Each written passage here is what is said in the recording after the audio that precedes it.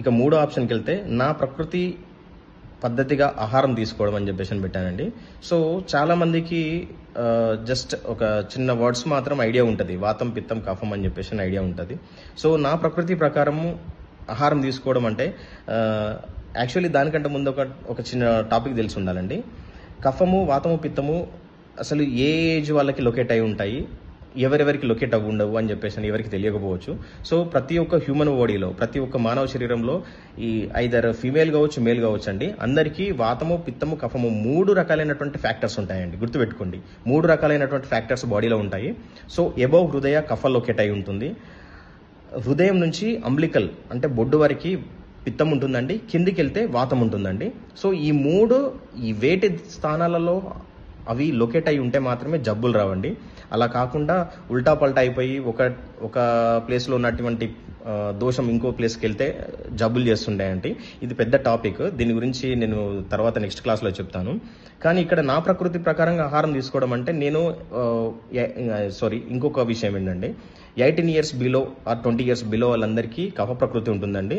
18 to 20 అక్కడ నుంచి start చేస్తే 45, 50 వరకు కూడా సుమారుగా పిత్త ప్రకృతిలో ఉంటారండి.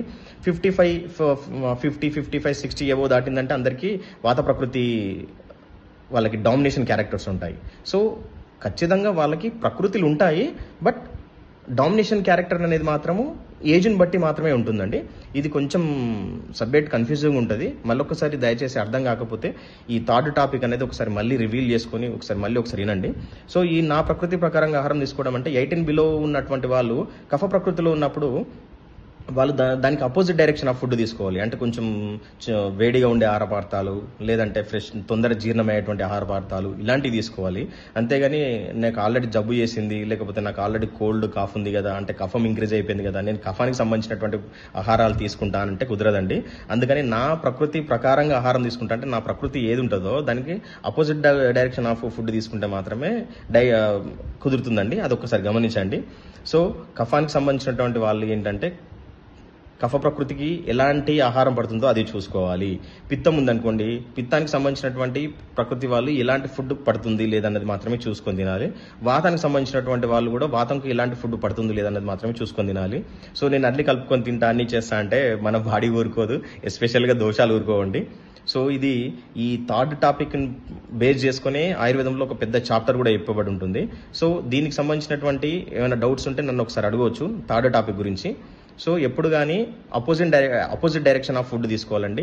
సో కఫం ఉన్న వాళ్ళు ఎప్పుడైనా కానీ పిత్తానికి సంబంధించినటువంటిది, పిత్తం అండ్ వాతం ఉన్న వాళ్ళకు కొంచెం కఫం అంటే చల్లటి పదార్థాలు, లేకపోతే తొందర డైజెషన్ అయ్యేటిది ఇలాంటివి తీసుకోవాలండి. దయచేసి ఇది కొంచెం కన్ఫ్యూజింగ్ ఉంటుంది ఈ థర్డ్ పాయింట్ అనేది.